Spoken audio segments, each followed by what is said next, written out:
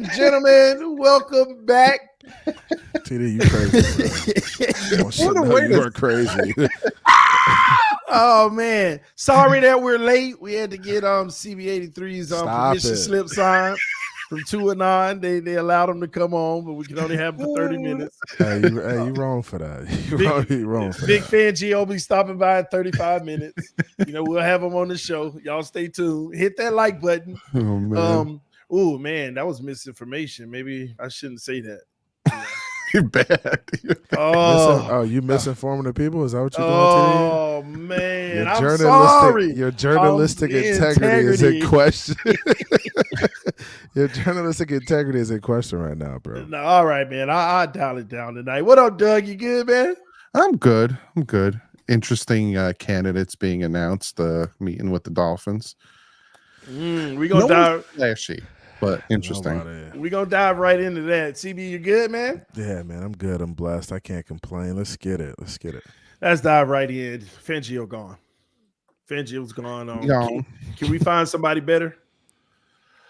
Yeah, I think we can find someone better in the aspect of and it's so funny. People are making fun of the fact that the players didn't like them, like they're soft. You kind of want your players to like you, like to a certain extent. There's the respect, and then there's also liking. And the reason the players didn't like him wasn't because he was mean, it was because he didn't know what he was doing. And that's an interesting aspect of it. But I think Javon Holland's dad kind of hit the nail on the head when he said that, we got iPhone 1 here when we want the newer one. Which was did see that. Yeah, it was what was that about? I guess like he's like outdated when it comes to his coaching style, and because like with the offense, right? You draft the quarterback, regardless who it is, Burrow, Herbert, Hurts, whoever. I'm not even going to say Tua because it don't matter. It's not the point. You kind of want to build your offense around your quarterback. You kind of want to make him the best that he could be because he's leading your team. We saw it with Adam Gase. He was not about that. He would draft guys, and then you would need to fit my scheme versus vice versa. And that's kind of what it was like for Fangio, because, Ramsey would say, I want a shadow. Xavier Howard, I want a shadow. All these guys wanted to do different things, and, blitz and because we all talked about it on our channels. He needs to be more lenient and kind of incorporate what they're good at with what he's good at. And he was like, no. He was a grumpy little man that was like, no, it's my way or the highway. And it started to work. Like, I'm not going to knock him. The end of the year, he had nobody, and he held the Bills to, it was 14-7 going into the fourth quarter. The Chiefs were kicking field goals when we had Houston, Irvin, and Reed as our pass rushers. So it was working, but he wanted to go. And the Eagles aren't going to get caught with tampering again, but come on. Yeah, I mean, Doug kind of hit it on the head. I mean, Doug kind of addressed everything. Thanks, Doug, for just taking everything. I appreciate it. That's why I'm here. But yeah, I mean, and I've always been a proponent of, like, people don't, learn from people they don't like. It's kind of like, having or teaching a class, right? As an educator, right, you want your kids to like you a little bit and respect you as well. So it's got to be a combination of both, because when kids don't like you, they typically are just, turned off, and they don't, they typically don't learn like they should learn. So I think that's a part of it. Now, a lot of people will say, hey, that's soft, the culture, this is America, it's, it's soft now. And I think that is a conversation that has to be had. I think, players are a little bit different these days. It wasn't like when I was playing, when I was coming up. I mean, coaches could yell at you and just get on you really tough, right? Yeah. It could be really hard on you. And I think we just live in a world now where I think that's kind of shifted, and, you got to take the good with the bad. I mean, and that's part of it. But Fangio leaving is, I don't think it's an indictment on the Dolphins. I think I said it last week, the culture could just be something that he's not really used to, and he's not, he wasn't vibing with, right?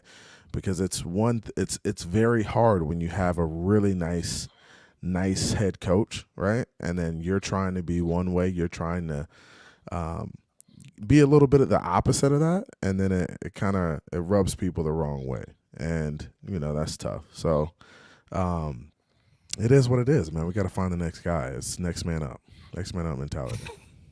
I agree, man. What's so funny, Doug? What you laughing about, Doug? You just added a fact under your name, and it caught me off guard. Whose name? Number one journalist. Okay, I see you. Journalist with integrity. Okay. Oh, I'm sorry.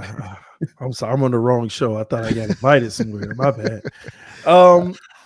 Listen, here's my thing. Because you both hit it on the head, and it sounds like you both didn't commit either way or the other. Because these are new times and everything. But here's my football philosophy when it comes from a management standpoint. I worked in corporate America. I moved up the ladder, different management structures and things like that. The problem I have is this. Are the players starting to run the team indirectly? Because there's no indication that the players running nothing. Mm-hmm. But their gripes are making decisions. At the end of the day, or being really, really, really considered more than maybe they should. And here's what I say about that, because some guys didn't want to be in zone. They wanted to shadow. They wanted to man and all, different things like that, right? Mm-hmm. But here's the problem. This is why you hire coaches and you trust them, especially if you get a great one that's proven and has a track record that we all raved about when he came in, right? And that's where my problem comes, because one of you said it, and you might be right. It's speculation, but we might be right. You can't learn from somebody you don't like. You can learn, but are you giving all the effort into making them right? Yeah. When you want to do it another way. And a lot of times you want to prove that their way doesn't work. So are you really giving your 1,000% to make sure? But to Doug's point, it was working. Mm-hmm. The problem I have with giving these players the string of, let's talk and all the passiveness in that regard, when you do that, now you remove accountability. Now you can't determine who you can truly point the finger at when the time comes to get better, so that you can identify where the issue is. If we're going off what you want to do and you're not fully, I'm the type of person, do what I tell you to do, exactly how I tell you to do it. And if it doesn't work, I'll take all the blame. Mm-hmm. But just do your job. Because if you don't do all you can do, then why am I taking all the blame? Mm-hmm. But I think that's part of the problem, though. I think, Fangio was like, hey, do it my way. And the player saw that, hey, your way isn't working for us. It's not really helping us win games. But so at some point, you got it. Well, and it's a growing process. You can't look at the beginning, right? Yeah, and I'm not looking at the beginning. I think I'm looking at towards the end too. Like Baltimore, we got ran up out of there. And who was on your roster though? But who was on your roster? But I don't think it's about the roster. I think it's about guys not knowing their responsibilities and knowing where they're supposed to be in certain downs. And that was my thing in that game. It's like, bro, y'all look lost. Mm-hmm. Right. And it will be one thing. And I know X went down early, right? And I know other guys had to come in and make plays, but it's like y'all still look lost. Like y'all look at the zone, y'all aren't matching up in the zones. You aren't doing what you're supposed to be doing. It looks like y'all are like running around with like a chicken with your head cut off. Like that's inexcusable. And guys need to know their responsibilities when they get in the game. Like, here's my rebuttal on that. They looked lost at the beginning of the season too. Oh yeah, and you expect that though. And what happened? They got better. But then we start dropping personnel. So when these new guys are coming in, you still got to do the job, even though you're not effective in it. Because if you deviate, you'll never get better in it, and there's going to be growing pains in that regard. But TD, let me counter that with this, because you've always been a proponent of competition. Mm-hmm. Like, we played well versus bad quarterbacks. Our defense played well versus bad quarterbacks. When we played quarterbacks that were somewhat competent, except Buffalo, we usually got carved up. The Titans carved us up, right? And that's inexcusable. They carved us up in the last 4 minutes, and it's inexcusable. And we can say, hey, Fangio, I give him some time. He had 8 weeks. At that 8-week mark, they started playing better football. Once Ramsey got back, they did start playing better football. But there still was some guys looking lost at times. And that's why I'm not really mad at Fangio leaving. I could see he probably didn't want to be here, wasn't fully committed. And as a result of that, we got to go get another guy. I mean, here's the frustration for me.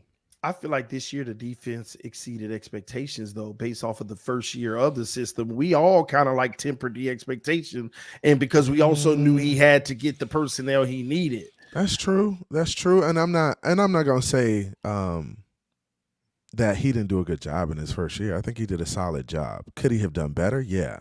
Right. Do I think he underachieved with this defense? I would say yeah. I would say he underachieved with the defense. I feel like they could have been better, right? And even the offense down the stretch, they were bad. Like, I think the team overall underachieved. I think a lot of what happened, though, and it's not an excuse, it's more of a reason, is the injuries. The injuries kind of really derailed both sides of the ball, because you saw after the Titans game, once Connor Williams went down, that offense became completely different, because they couldn't do what they wanted to. They couldn't run up the middle to it and have that ability to step up into the pocket. And same thing with defense. But why are these injuries happening? This is my thing too. Like, are you overusing guys? You buried Agba on the bench. You buried Cam Smith. You buried guys that you thought weren't going to help you, right? You were being stubborn. You could have used those guys to help relieve guys at times, give them a rest, get them back on the field after they're fresh. If they trash, they trash. If they trash, they trash, but you still got to find a way to relieve some guys. Like, you can't have Eli Apple playing 100% of the snaps and not giving Cam Smith a shot. Eli Apple, even in trash time. Like that, people really mad out here at Eli Apple, yo. They go clip that and be like, I can point with him. See? They gonna say TD crazy. Trash takes, TD. Yeah, I know. I do though sometimes. But listen, but here's my thing. Man, we almost 15 minutes in the show, and I ain't say Tua name, so Tua. All right, so Fangio. Here's my thing. Did Fangio get fired? Did he quit, or was it truly mutual? I think it was a mutual thing. I think he wanted Philly from jump. He said he wanted Philly from jump. He said if things didn't happen the way they did in Philly, it would have been. He didn't say he would have went there. Like, if you remember, I think it was like September-ish. He said that if things didn't happen, someone asked him, if things didn't happen with the tampering in Philly, would you be there? And he's like, I can't really speculate on, but things would have been different. He wanted to be in Philly. That's 100% what he wanted to. He signed the contract with the Dolphins. It was a 1-year rental. And he bounced. And I think if he didn't want to be in Philly, and if he did want to be in Miami, he'd still be here. But he wanted to be in Philly. They knew he wanted. The Desai was just a play stopper for Philly, and they knew it. Once the tampering happened, they probably said to Fangio, "We'll come here next year. We'll deal with this, and that." And that's what happened. I don't think he quit. I don't think he would, because the Dolphins, when it comes to cap space and stuff like that, you can do whatever you want. You can get whoever you want. Now, there's certain aspects of this team that are difficult. Like, we don't know what's going on with Phillips and Chubb. But if he stayed, you're never seeing Cam Smith. You're never seeing Cam Smith. Right? And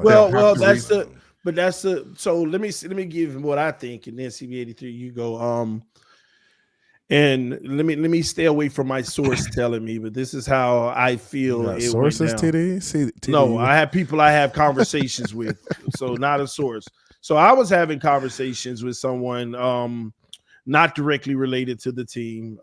Stop lying, man. but no. This was what I was talking. This is what I was told. Everybody is right out here.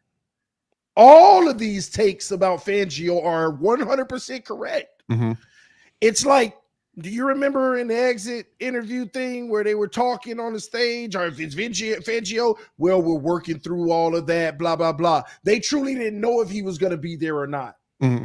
Mike McDaniel had concerns about his control, mm-hmm. because Mike McDaniel will be held accountable for the team's success, but has no control over the defense. Like I kept telling people, Fangio answered to Greer. Mike McDaniel was the OC. Fangio was the DC. Mike McDaniel just handled the head coach roles. Mm-hmm. He wasn't truly allowed to be a head coach like last year, okay? Because you brought in a coach that was making probably more money than you, honestly. Mm-hmm.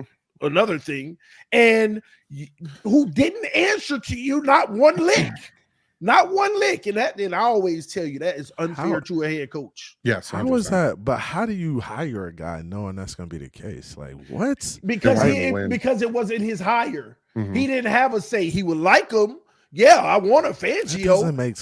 That doesn't make sense to me. These are the requirements for him to come. Fangio would not have come if he had to deal with any. You see, when you're Fangio and you have these options, people need to understand. It ain't like, yeah, Miami. It ain't like he walking in there, please, I'm a great coach. He ain't interviewing. No. Yeah. He's not interviewing. What can you do for me? Mm-hmm. And people need to come to understand that. And y'all know how bad we needed to land a big fish. We just moved on from our defensive coordinator, head coach, and Flores. Yeah, y'all know what time it is, right? So they brought Fangio in. Fangio don't care. You know when somebody don't care about the job when they don't need it. Yeah. When you don't need it, you're going to speak your mind. He told you in the press conference before, I need another safety and I need another interior linebacker. And getting on Cam Smith, getting on David Long Jr., Tyndall don't even talk about. Mm-hmm. And what you got to understand, when they had conversations, from my understanding, like exiting, like those final conversations, bro, we drafted these players. We need you to make something happen with them. They ain't it.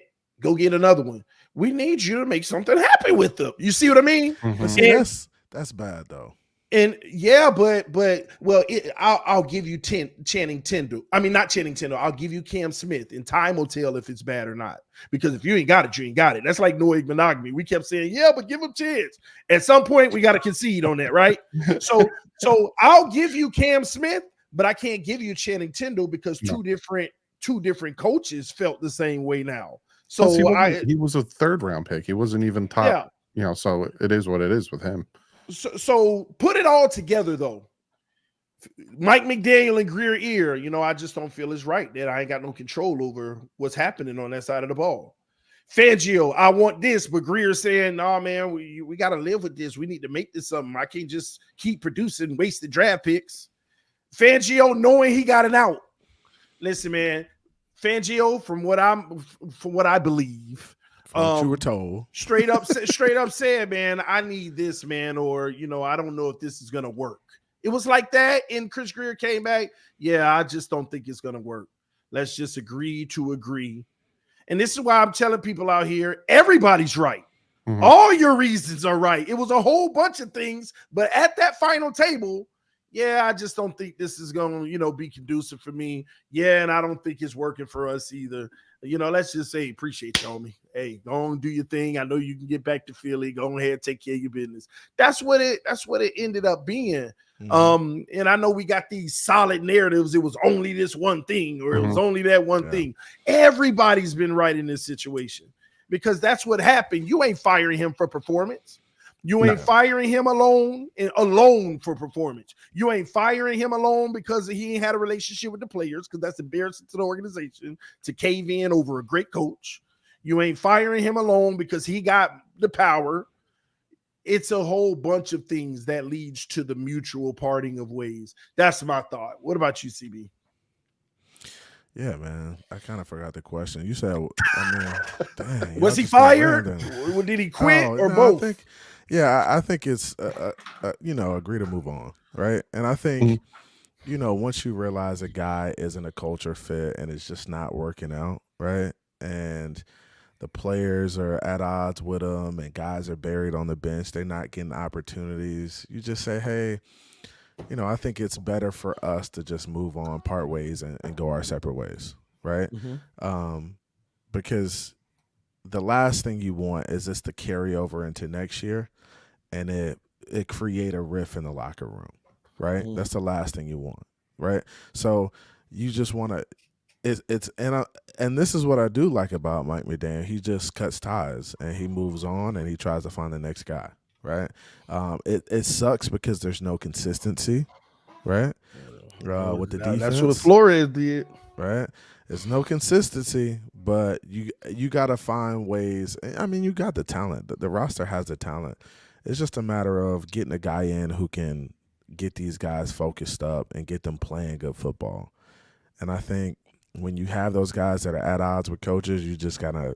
Sometimes it's better to just move on from a guy. I'm out here winning. I'm this week, boy. Your boy winning. Yeah. Your boy winning. All right. So here's my thing. This is where I am. Y'all tell me where y'all at. I'm done with Greer. I'm done with him. I've been done with Greer when they fired Flores. I said they should have fired him. You got him before me. Once the team went 1-7, I wanted them both gone. Once we lost, I think it was Jaguars then the Falcons. Once we lost to the Falcons, I made a video. I said someone's head's got to roll, and I said they both got to go. They both got to go. And I understand that Greer came in, he made some really good moves. He got his Jalen Ramsey, he got his Tyreek Hill, but he still cannot build an offensive line. And it's been how many years of just constant, it's doing good injuries. Like you bring in Teron Armstead, you knew he can't play a full year, but you're still anchoring him as one of your guys. Like Connor Williams gets banged up. Like you bring in guys and then you don't worry about that. And then you have the gall to come out and say, you're more worried about the offensive line than we are. But Doug, I mean, I got a question for you guys. You guys are both done with Greer. Man, don't be no Greer in here. I just don't. Honestly, I don't get it because I think Mike McDaniel is kind of setting the tone for how he wants to build his football team, right? And Mike McDaniel came out and said, hey, Tua's a good facilitator. I feel like he can get the ball. He just needs weapons, right? If Mike McDaniel needed offensive linemen, we would have went and got offensive linemen. Guaranteed, right? Because that's what the GM's job is to do, to help the coach facilitate his vision. So I put more of that, the offensive line, on Mike McDaniel and his scheme. Let me ether you, man. And I gotta give you that fire. I gotta come at you on that one. No, listen. See, it's not Greer. Look, Greer. Hold up. Let me rebuttal. Because let me finish. I didn't land my plane yet. Let me land my plane. You better reroute it too. Hey, so when it comes to this roster, Greer has put together a great roster. 6 Pro Bowlers on this roster, right? Greer can't coach the guys. He can't put together the scheme and coach. All he could do is go get the talent, go get the players. Now, if Fangio and if Mike McDaniel aren't finding a way to get that talent playing well and staying healthy and meshing well and doing what they're supposed to be doing, then that's on them. But Greer got you the team, though. I mean, so we could talk about Greer. You talking about history when it comes to Greer. People said Austin Jackson was a bust. People said all these guys were a bust. These guys are playing better football now, right? With better coaching, right? So we can't always just blame Greer and say, and that's what we always do. We always just point at the top and say, oh, it's his fault, right? I mean, it's so easy to do. But Chris Greer has put together a good football team. Now, they didn't come out and play well. That's on Mike McDaniel, bro. I'm sorry, TD. It's on Mike McDaniel. The talent is there. Before TD goes, the talent is there. You got 6 Pro Bowlers, dog. Go ahead, Doug. Because I'm and why do you have 6 Pro Bowlers? Because you went out and got them. So their play this year didn't indicate being a Pro Bowler? Yeah, of course. They played well. Who gets that? Of course, Mike McDaniel gets part of that too. I think it's a culmination of everything. Yes, but here's the thing. You can't be mad at this roster, though, Doug. I'm not mad at this roster. I'm mad at the depth of this roster. I'm mad at the health of this roster, especially when you look at the history of players that you've signed. And then, so I'm fine. I love Teron Armstead. Hey, he followed me back on Twitter. Love that man. But you knew he said he followed you back on Twitter. You knew he can't stay healthy. Yet you don't bring insurance behind him. Now we got Kendall Lamb. You got Kendall Lamb. We got lucky that Kendall Lamb played well. That was a good grab. Good grab by Greer. Good grab by Greer. But here's the thing.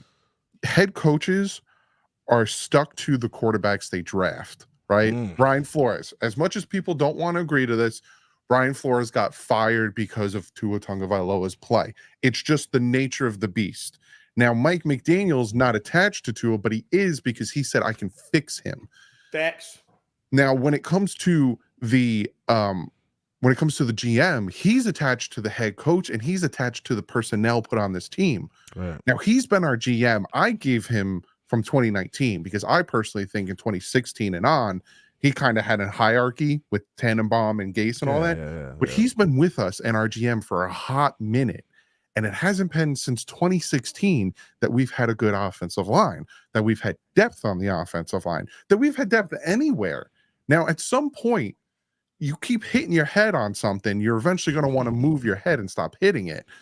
We're getting to that point where, okay, there's a common denominator of why there's a problem with the health of this team, the depth of this team, and the production of the team towards the end of the season.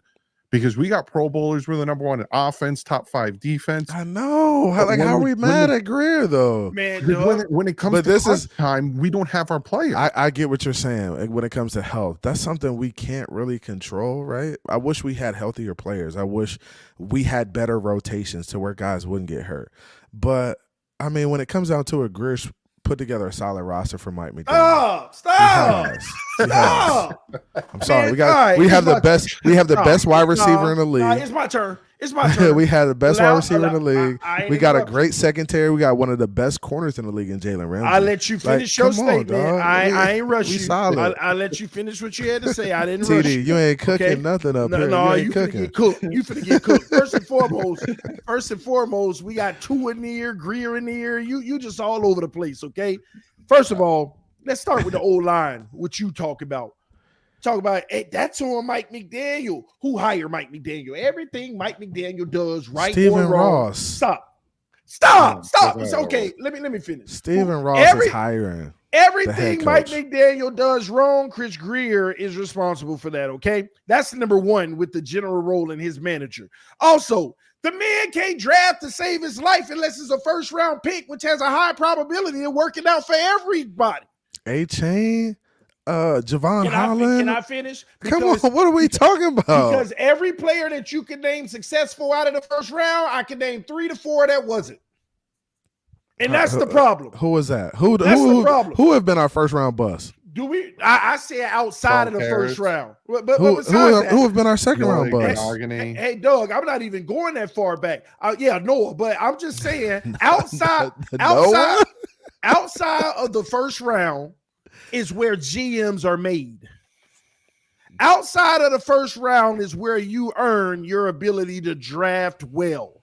Okay? To get your stigma of drafting well. You get first round picks, all of them don't work out, but it's a much higher probability, and we all know that. And you done screwed up on some of them too. But he's hit on Rob Hunt and other guys. He's hit on some guys too now, TD. Do you want to go through the last 6 years of the draft picks with Chris Greer and talk about how many he hit and how many he didn't? Now, this is my point about Chris Greer outside of hitting on the draft. It goes hand in hand with hitting in the draft. He's built. Look at the great roster he brought in, Doug. That's what you said, right? It's a good roster. You know what a great GM does? What? They have the same great roster without having to spend all the big contract money. Wait, let me give you an example. Why did they bring in Noah Igbenogany in the first place? Who did they bring him in to replace? X. How did that go? Oh, that didn't go well. It was a failure, right? And what did you have to do in return since you failed? Go get Jalen Ramsey. No. Before that. No, because Byron Jones then was pretty much the same time. Yeah, Byron Jones was. See, this was supposed to be Noah and Byron. Mm-hmm. But y'all missing. See, this is what you're missing, CB83. You skip all the way to the next acquisition. Let's back up. It forced you to have to pay X, and that's why we ain't got no money. You see, it's twofold. It's twofold. Right now, you'll be still looking at you have $20 million right now. Christian Wilkins would already be dancing. Christian Wilkins would already be dancing. Sometimes that happens. I'm glad you're saying sometimes. Let's keep it moving, ladies and gentlemen. Sometimes that happens. No. I'm about to go down the list of them for you. You ready for the next one? Sometimes you ready for the next happens. one? So what did they do? They went and got Jalen Ramsey. And so Jalen Ramsey a dog. That's my. And guess what? And I agree. Guess what? Who did they bring Cam Smith in to replace? X.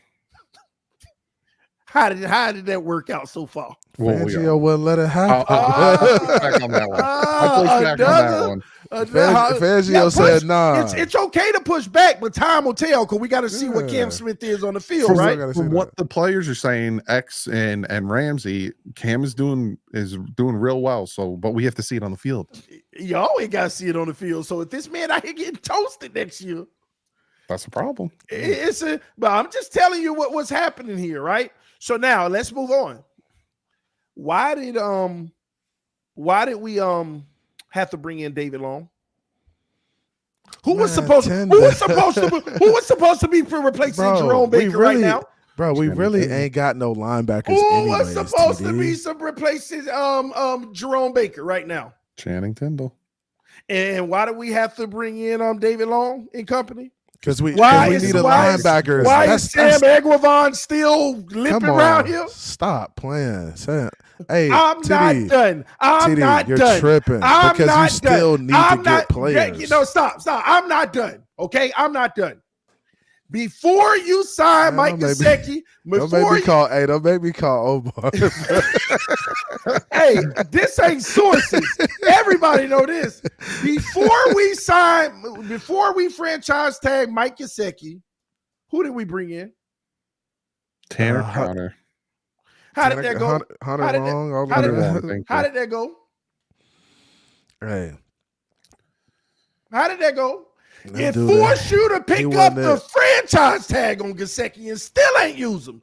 Do you see the problem here? And I could go two more, but let's just pause right here for a second. Do you see the issue that I'm talking about here? But you can point to that on every team. There's Chris Greer. Name the position that Chris Greer got the successor for that allowed us to move on from a top player. Name one. Great GMs got somebody sitting on the bench ready to move on from somebody. Name the successor. Cam Smith. I could say this. I got Cam Smith. I got one. We'll see about Cam Smith. We got Christian Wilkins, right? We drafted Christian Wilkins 2019. Then we go out and we grab Zach Sealer. So now you need a third one. No, because you need two on the field at once, dog. Listen, man. Hey, he did it. So if you give me a third guy at that position, Doug, then we ready to move on from Christian Wilkins. Are we ready to move on from Christian Wilkins? Hey, what about the guy that Flores celebrated? This is a Flores pick. Raekwon Davis? No. Hey. He did celebrate Raekwon. Bust. Hey, Chris Greer successfully drafted Agba's replacement and Jalen Phillips. No. Bang. Stop. Gotcha. Stop. Bang. Gotcha. You know why you're wrong? Gotcha. Because if Agba was what they wanted, they would have never got Bradley Chubb. Man, Bro, you're so wrong. Now you can't have depth. You can't have three. You need 3 to 4 guys on the You defensive tell me end. one team in the NFL that got Come 3 on, defensive bro. end making over $20 million. Oh, wait. You tell me one team in the NFL got 3 defensive ends making more than 19, 18 What million 3 defensive ends we have making? What 3 defensive Ogba? ends? No, Ogba, Chubb, but Phillips That's is supposed to be it. the replacement. That's it, though. So you mean to tell me they're gonna keep all 3? Why is Ogba gone if that's the case? Ogba's about to be gone. Yeah. Exactly. So what are you talking about? Jason, Because we successfully drafted his replacement. You That's didn't what draft happened. the replacement. You went and traded for one. Man, You're not seeing that they keep trading for replacements instead of Phillips was a first round pick. Stop. What you saying? Jason Clutch over here talking Curtis Weaver. We drafted Curtis Weaver, and he didn't even make it to training camp. Who is that?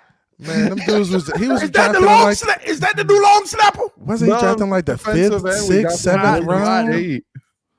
And then he instantly got picked up by the Browns because there was something wrong. I think he was overweight or something like that. This is why we have no depth, because usually depth is in the form of the guy sitting on the bench that's ready to start too, but it ain't his turn yet. That's what depth is supposed to be. We got starters that's supposed to be depth, all on the O-line, the linebacking core, the slot receivers, all of that. And that's what we got. Just to like fortify what TD's saying, you look Elijah Higgins. You look at 2015 draft, right? Oh, a 7th round pick. Bobby McCain was a 5th round pick. No, he wasn't. In 2015, Bobby McCain, and he helped us a lot. A productive starter in the NFL, even in Washington and Pittsburgh, if I'm not mistaken. Deion Smith, tight end, 4th rounder in 2013. He came out and helped us. Olivier Vernon, 2012. He was a 3rd rounder. He got money. He got paid. The draft it really is. Like, Charles Clay, 6th round. Crapshoot. Hey, but CB83, I just cooked you, bro. I just cooked you. And it's still too hot for me to eat. I'm letting it cool down. Let them know in the chat. Did it not get cooked? You can't boil water. You can't boil water. What you mean cook? Did your source tell you that? I will say this. Since I'm literally in the middle of you guys, I will say this. He got cooked, didn't he, dog? He got cooked, didn't he, dog? Did I not bring the receipts? I'm not gonna lie, it's a little hot on this side of me now, but for real. Ooh, put some parsley flakes on top of dog. We might know. No, but for real. Greer has done some good things. Down we can sit back and we can look at the things Greer's done. He's done some good things, like with the whole Josh Rosen trade. First, he literally said to the Cardinals, "Give me a second, I'm gonna get another second." Like he's very good at trading. Yeah, like, Greer is making moves. Right? You see that Tunzel trade? What that Tunzel trade? Exactly. Yeah. But Doug, here's the problem. Every one of those, Doug, every one of those he got, I can counter it with the. But that's why moving up to get Eichenberg. but that's what I'm saying. I'm in the middle of you guys. He moved up to get Eichenberg. Yeah, but he's hit on some. Go ahead. He's hit on some good. Thank you, Doug. Go ahead and kill him, Doug. Yeah, but Doug, what GM don't hit on some? What general manager don't hit on some good picks? My point is, he is failing to set the team up for long-term success. That's where his downfall is. TD, I will say this, right? He got on player in the 2018 draft, mid-rounder, 4th rounder. This player, TD, you loved. Who led the 2018 draft? Who was the first pick? Who the player, Doug? Who the player? TD loved this man. Who's the first pick in the 2018 draft? I'm talking Kalen Balazs. Oh, hey, listen. That's right. Kalen Balazs. That's right. He had one. I think he had one good play, that Minnesota run where he had the big run. The legend continues, baby. The legend continues. Smythe, Jerome Baker, and that. Like, he's hit on some Devon Godchild in the 5th round. Bro, no, he hasn't. He hasn't hit. He hasn't hit on everything. That's Chris Greer. No GM hits on everything though. Chris Greer is the era of Jakeem Grants of the world, Kalen Balazs of the world, the Kenyon Drakes of the world. Bro, I could go on and on and on with guys like this, the Dieters of the world, Davises. This is the AVG. You talking about Cater Kohu? He's hit on 3 Baltimore backup centers at once. All type of stuff, bro. but this AVG. AVG is a hit. Don't talk about Thor. It's a hit. Here's my thing. I don't give Flores credit for guys like AVG, Zealer, and like Needham and all of that. That was when, you know why? I ain't trying to be biased towards him, but when you look at what happened that year they all came in, Flores built that defense and had us winning at the end. That's the infamous year that we should have got Burrow if he didn't. He actually transformed those guys and made a name for them. So it wasn't about the personnel, bringing the personnel in. Well, every single one of them regressed except AVG. Some guys just got the dog in them. The dog. Hey, man. Hey, CB, you got to get off of that Greer and Ear train, bro. I mean, yeah, I'm done with a it. Dolphins Did you fan. see, side note, Louis Riddick. Uh-oh. Did you see what he tweeted out? Something recently. I said, well, which one was this? Let me see it. I'm scrolling through my tweeters real quick. Yo, you got all these TD and ears in the dang chat. Hey, but I ain't gonna lie. We all three of us got a really good relationship, and I say that to say this. CBA, no hard feelings, bro, for cooking you. I'll take it eventually from you, bro. Man, I got sunburn on the side of my face, dude. This two right here, bro. He defended Creek. Oh, that's all right. That's all right. We got Louis Riddick, January 25th at 9:30 at night, said, "How could you not want to work in this city?" Hashtag. Oh, I saw that. Hashtag Dolphins. I saw that. And then Damian Woody said, "Talk to him, Lou." And then he said, "Bruh," with the face. I wanted Louis Riddick for our GM a long time ago. I like Louis Riddick. He's solid. You think that got something to do with that? But you, hey. That's a can of worms I'm staying away from, boy. Louis Riddick is a Tua guy, though. He's a Tua guy. He likes his Tua. I don't know if TD gonna like that. Tua is the top 5 quarterback in the NFL. Ooh, I would lose. That boy Doug spitting. If they fired Chris Greer and brought in Riddick and he came on the podium saying, "We're going to show you, we got a 5-year plan for Tua," I would lose everything. Hey, TD, you would melt like we would fire Greer, bring in Riddick, and Tua would be like, "Yeah." TD would be like, "Yes, yes." And TD's head would explode. Like, his head would explode like on the Chappelle show. Oh, yeah, we got rid of Greer. Riddick. Oh my gosh! But I think if Greer's gone, like say something happened next year and it don't go well and Greer's gone, I think they're all gone. Yeah, 100%. Yeah. Oh yeah. You can't get rid of the GM and not get rid of the coach. Because GM's going to come in and not be able to pick the coach he wants. It's just they all have to go. I thought they all should have went after the 2021 season. I think they should have just all been gone. Yeah, but that was a let me tell you. That's a rebuild. You're in a rebuild though. Here's what I'll tell you. It didn't work. We did it for 3 years. It didn't work. Yeah. You went 1-7. At the point you go 1-7, you have 3 first-round picks in 2020. You got 2 in 2021, and you start the season 1-7. If I'm Stephen Ross, I'm like, you're wasting my time, and I'm getting rid of everybody. Yeah, but Doug, and I heard even Omar say this. Omar agrees with me. He said the same thing on his show yesterday with this point. At this point right here, he said they need to go ahead and nuke it all right now. That's the right way out of all of this trouble. But he also said, he did say, but they're not going to do it. And what I've been telling y'all, the only, when you look at our salary cap and you look at our books, we have a young core that any team would love to start with. It's not even a rebuild. You literally have 13 starters, 14 starters right now that you can sign, and all of them are your young guys, and get rid of all the big name guys in the big contracts with the exception of Ramsey. But isn't that kind of what you're doing? Like the team's gonna be fair. It's gonna be fairly different next year. No, but the problem is we're still top end. It's gonna be different from all the depth players. We're gonna have some guys. It's just gonna be a whole bunch more guys without depth. I don't know. More replacement depth and maybe one little splash. I just don't agree with that resetting it right now. It's not a reset though. It's like the shortest one you could do for only 1 year and bring all of that dead cap up to the front. Listen to the players. You got Devon Achane, Chris Brooks, Cam Smith, Kader Kohu. Those starters, dog. Let's go through the starters. Who we feel are Holland, starters. Start over real quick. Waddle. I'm gonna count them. Achane. Do you consider Raekwon Davis a starter? No. Right. So you got Achane, you got Waddle, you got Javon Holland, Austin Jackson, Tua. No, keep him on. What? Because it's a part of the rebuild. It's a decision that got to be made. Now, what year? Like, how young are we doing? What's the highest experience?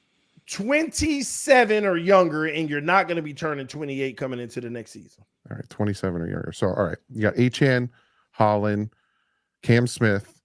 Starters.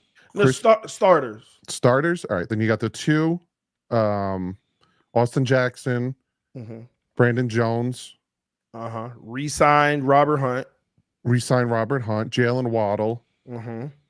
Connor Williams. Deshaun Elliott. Deshaun, is he still under contract? No, you'd have to re-sign him. You maybe leave him off for now.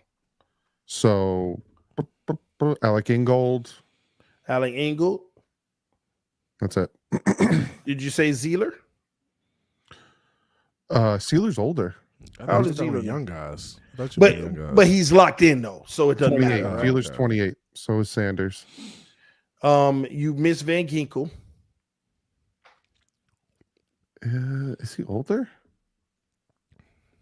I think he's talking like core guys, core guys. Guys we're gonna who still can give a 4-year prime, pretty much. That's 10 right there. You miss Jalen Phillips. That's 11. Chubb is gonna be turning 28, and that's some of that money we got to move on from. Who else? You already said Ingold. You said Achane. We already got Waddle. Keep one of the tight ends is just fine. I mean, based off of this system. Van Ginkel's 28. Chubb is 27. So Van Ginkel's older than Chubb. Okay, so you think Van Ginkel got like a 4-year of continuing this? I don't know about 4 years. I don't know if he. That's why they're gonna let him be a free agent. You think they're gonna let him be a free agent? They'll probably let him test. Yeah. Anybody else y'all could think of? All right. Basically, we came up with 12, Doug. You let Cam Smith get his shot. You let Channing Tindall get his shot. We're at 14 right now. And the only holes that you have, remember, 22 starters on both sides of the ball. That's 8 guys. But now you're not in salary cap trouble. You got a lot of draft picks now because you done traded Tyreek, you traded Armstead, you traded, some of those guys. But 8 holes with all those draft picks. The reason why I'm so interested in this is because how did Houston rebuild before us? They did it quick. They got a playoff win in the first year. They took their pain. About rebuilding though. They took their pain and they unloaded everybody. Y'all remember them linebackers and stuff we would get from them in some weird trades? They were doing that all around the league, just like I'm telling us to unhaul everybody. And they got their set. Once they fired them, they recouped their stuff and they said, all right, we got a young core. Now let's add on it through the draft and keep on building. We get us a quarterback and another bookend defensive end. And then they're a good team and they can only get better from here through the draft and free agency. And they may not even take advantage of free agency much because they got a good team. You keep on drafting. They're doing a good job, but we have that opportunity. The only reason this is being proposed is here why? Because the alternative, if it fails next year, it's too late. Yep. You have already had an offseason where you locked in multiple guys and you can't get no better at that point. That we're at a fork in the road where you got to make a decision. On the right, you can go do that soft rebuild and have a positive outlook at least, and have a great core, one of the best cores, young cores in the league. And on the left is a gamble. of grave proportion. You lose, you just gave up the whole house, family out on the street and all. But if you hit, you might have a Super Bowl. Mm-hmm. But when you look at the data in the last year, is it worth taking that chance at this point? Yeah. That's where we are. I think it's a tough spot to be in, but I think these guys think they can win. And I think we know that. Right. They think they can win. So I think they're going to go and try to win a Super Bowl. Yeah, and that's what Omar said. The problem is they're going to double down on this, and he doesn't even think they should. I was shocked when I heard him say that. But this is the problem. Go get it. Because first of all, winning a Super Bowl is hard. It's a very difficult. There's a lot of teams who don't win Super Bowls. So just go for it. Put your chips in and push it. Go all in and go get a shot at this rebuild stuff. I don't care nothing about that, bro. Don't tell me about the labor pains. Show me the damn baby. I want to see the Super Bowl. I don't care about none of that. That salary cap stuff. You ain't got to talk to me about that. I'm trying to win a chip. Here's part of the find you some coaches, develop some guys, come with a better game plan next year, and go get a chip. Here's part of the problem with it, in my opinion, guys, because I know we got to get out of here, but here's part of the problem with it, CB83. A lot of people don't realize that we were doing the rebuild right? Mm-hmm. Mm-hmm. Then you had to go free agency. No, hold on. And when we fired Flores and that Tyreek opportunity came, mm-hmm. they just went. That wasn't a part of the plan. Like it was still a few more. It wasn't. Because you gotta look how hard they went. You got Tyreek, Armstead, Connor. Like that was not the plan. And they did it. Not the plan. They did it year by year. They didn't add everybody at once. They did it year by year. They still had another year. And this year that we just had was the year that they were supposed to go hard. But at some point, you needed to spend the money. At some point, you needed to get the guys in. Like, the year we just talent. Yeah. The year we just had was the year they were supposed to do it. But Tyreek came available. People think I'm talking crazy when I say Waddle was going to be our number one and Cedric Wilson was going to be our number two. That was the plan. That was the plan from jump. Tyreek just came available, and when he did, they were like, "Man, hey, let's just keep cooking, and we're winning. Let's go get Chubb now." Let's go do this. Let's go do that. That was not a part of the plan. They had 1 year last year where they were going to go draft a few more guys and make it a little more solid, which would have been the depth. But I'm going to tell you now, Tyreek took all our depth, all the mid-round picks. Yep. Tyreek was the depth. But that's the gamble you take. Sure. You get a guy like Tyreek. I think we should have went and got Roquan. That's what we should have did. Yes. 100%. That would have been. That's the play. I was beating the table for that one. Look what they gave him up for. Mm-hmm. That was the play, and I think that would have set us over the top right there. Bro, we would have been the number. We might have been the number one. Baltimore would have been good, but y'all got to realize what he's doing for them. Oh yeah, they would have had. Look what he's doing, man. And that's Chris my Greer. thing. That's my thing about the Dolphins though. They don't go all in when they should go all in, and that would have been going all in. Chubb or Roquan? Roquan all day. Chris Greer. Do you know what they got Roquan for? What, a third? What did we get Chubb for? It was a first and something else, and then they gave us something. Bro, Chris Greer. I'm tight about that, but I don't know. I don't know why we couldn't pull that trade. Cooking you after the cook. He's reheating you. I'm tight about that move. That's one move. I'm like, you got cold, so that's part of the cook. That's part of the cook. I just didn't think about it at the time. That's part of the cook. Can't boil. You wrap him in foil. Let him cook a little. Hey, he got juicy in that foil, Doug. I'm about to. Yeah, it sound good, TD. It really do sound good. Hey, it's take it off the smoker, lather you up, and then put you back on for another couple hours. Sauce and all. I'm throwing asparagus in. Roquan asparagus. Man, you got cooked tonight, CB. How you feel about that? Okay, TD. You got sticking up for Chris Greer. I can't believe you, man. Sometimes I think you argue to argue. My wife says that to me all the time. When she starts the arguments. Let them know in the chat. Did CB get cooked? Let them know in the chat, y'all. That's too easy right here. CB was the number I 3. think you go. I think you going so hard this week because I got at you last week, and you must have went back and watched that show. Last week, I was in a car. Hey. It was last week I was in the car. Right? You weren't in the car last week. No, you was definitely. Yeah. I think guys in the chat, is TD a little upset about last week? Because I did get him last week. We was going at cooking last week. Last week. I know what it had to do with Tua because Barry was here. Oh, you show ain't cooked me on nothing got to do with Tua. Oh man, come on, man. Every time. It always is.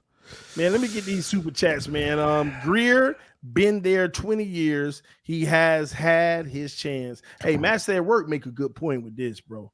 But I didn't know this. Are we really gonna say when he was a scout he had some type of tell? It's not that, Doug. It's that perfect timing. As soon as he left New England, dynasty. As soon as he came here, since Marino, man, that's how you feeling. Hey, I'm a superstitious guy. Get him out of here, then. He got the number to them Indians, the Tequesta tribe. I had no idea. Under the stadium. Yeah, man. Chris Greer got to go, bro. Hey, CB loves Greer because Greer is keeping Tua employed. How much longer does? Oh, man. Come on, y'all got to tighten up, man.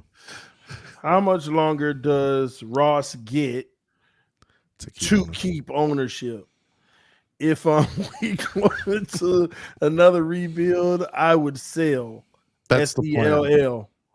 In my opinion, that's our window is closing. It's about this wide right now. He's probably like, I'm not doing this again. I can't keep. Man, I'm about bonuses. Doug, I'm about to like blow Elon Musk up on Twitter, man. Be like, hey, man, just buy the Dolphins and let me have fun. Like, can you think like, what if somebody? Well, if you got $100 billion tomorrow, would you buy the Dolphins? Hell yeah, yeah. But what would be the first move? Hey, here we go. What would be the first? What would be the first move you make as the Dolphins? TD, you don't think I dream about this? Come on, what would be the first move? When you walk into the office, I walk into the office. Who my secretary? You're fired. You're cool. Who you firing? Who you firing first? Tua gone. First person I want to know who my secretary. You okay? Come with me. All right. Grab a pad. Can you send in Mike McDaniel, Tua Tagovailoa, and Chris Greer? Thank you. I'm gonna have them sitting right in front of me. All right. I want to start out with you, Mike. Can you tell me about these 700 plays you looked at? And tell me, wow. No, I want to understand. You don't want to see why he feels he can gonna make put on the tape a full-time franchise quarterback. I just want to hear his explanation. Yo. Okay, so watch. He explains it to him, and TD's like, "All right, I see what you're saying." I know he gonna have to. I got more questions, though. Okay. I get all that. Now, let me ask you something. 30 teams in the NFL run a specific play at a minimum of 3 to 5 times a game. The basic standard one-on-one wide receiver on the outside, run 9 yards, turn around, bam, bang, bang, bang. Why we don't run that? Not once in a whole year. The last time I seen it was 3 years ago on a pick 6 with the Jets. Why we don't run that, Mike? I want to ask the questions about the limitations. So, Mike, how are you developing and making? Because let me help people understand something. I don't think this whole thing is Tua's fault. No. I am unhappy with the single fact that I truly, and I could be wrong, I don't feel like they set him up for success and that they are truly trying to develop him. They're just trying to make him flawless at what he does well to present to the world. Look at the effectiveness. No, we want an all-time great, and he will never be that unless you get in there and you work on the flaws. Mm-hmm. We should be working on the flaws 70% of the time and working on the great 30% of the time, because but Flores didn't do it, Gailey didn't do it, whoever. And Mike McDaniel ain't doing it either. That ain't Tua's fault. Nope. But The unfortunate problem for Tua is that money's in the picture now, and we don't have no more time to see if you can actually be developed in those areas. That's where I'm at with this. So I need answers right now. And there go Chris Greer. Well, let me jump. I ain't tell you to talk. Hey, you're going to do this video later. I know Because you're going to tell me something about, you need to tell me something about Cam Smith and Noah content to make. Yeah, we gave him some content to make. Hey. But that's my take on it. But I dream about that all the time. Boy. So do I. I would have went and got Jim Harbaugh. Say I possess Stephen Ross's body. Wow. I'm going to get my Michigan man. Like, what are you doing, dude? You saying you would have fired McDaniel and what they got? Yeah, I would have got the Michigan man. Wow. I get. Wow. He did some great things for us, and I get we have back-to-back winning seasons and back-to-back playoff appearances. But what is it equated to? So is he about to wake Herbert up? I think Jim Harbaugh do whatever he wants. That's the other thing that bothered me when we brought in Mike McDaniel was that he had no say. Our coach that we were bringing in after Brian Flores, you have to work with Tua. You guys know I've been cold to Tua in here. I think that it was messed up. I think you go out and get a coach and you let them decide. But I think he did decide. Or do I get somebody else? I think Mike McDaniel did decide, and after looking at the 700 clips, he said, I can work with this guy. No. You can work with, but can you make him the guy that makes life easier for you where you can stop coaching him? You think Tom Brady was being coached his last 10 years? Can you turn him into that guy? This is to his fourth year. You got to get, bro. No, I'm just asking you from a projection. Give him some time, though. You got to get. I know we don't have time as Dolphin fans, right? Yeah, because now he got to make money. But it's about you still got to develop. He's still a young quarterback in the NFL. People want to kill Tua, but bro, he's still 25 years old. Like, so you're willing to pay somebody $50 million a year to develop? See if they can develop. I mean, first of all, he's a contract is for to determine. But he's a good quarterback. He just needs to grow in certain areas. Do you think the Giants made a mistake giving Daniel Jones the contract they did? I mean, yeah, but hindsight is 2020. You still got to pay guys. You still got to pay him. You saw it coming, though. That's the nature of the market. That's the market right now. Which is a problem. Who's gonna buck the market and do the smart thing? That's the problem. We always say it's the nature of the market. Can you do that? Because somebody will. TD, you say it all the time. Somebody will pay. There's somebody stupid enough to pay. The Kansas City Chiefs did it. There's always going to be a sucker out there. The Kansas City Chiefs did it. And if I said it to Omar, there's always going to be a sucker out there. And somebody asked me about Tua and the contract. I said I'd give him a Geno Smith style contract. And he was like, wow. I said, I know it's disrespectful. Hey, last week you said you wouldn't even give him that. But you said you give him 25, 30 but here's mil. The thing. You said you give him a Tannehill joint. And Athletes First is like, that's disrespectful. We're going to go see what we can get out there. I guarantee you, it's not a knock at Tua. He's, in my opinion, with Tua, he is right there. It's that end of the year, that clutch, that playoff fourth quarter stuff that's holding him back.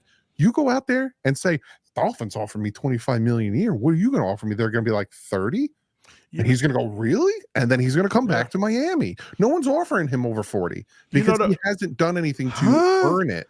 I don't know. Daniel Jones got 45. He didn't deserve it. That's why it was a mistake. Bro, they paid Daniel Jones. There's too many idiots, Doug. TD is saying it right now. So I said it. Idiots. I already told y'all. I already told y'all. Somebody gonna pay it. Somebody gonna pay it. Before we go, part of the problem with this whole Tua thing that nobody's really talking about, it's not so much the amount of money because it's not even ours. Mm-hmm. It's the contract out. When is the out? Which is the guarantees. Because if you could, like Daniel Jones or one of these quarterbacks, they got a deal where it's like a 1-year guarantee. Mm. It's like a 3-year deal, but only 1 year guaranteed, worth of guaranteed money. When is the out? And just like Poupar, anything 3 or more years out, And that's where the real contention would come with a contract negotiation is the guaranteed money. Because if he flakes out, then you need to be able to get out of the contract as soon as possible. The problem with the quarterbacks now, you got the 5th-year option plus 3 years guarantee. You stuck for 4. And we as Dolphins, at a minimum, we need to be stuck for the 5th year in like 1.5 and make a decision.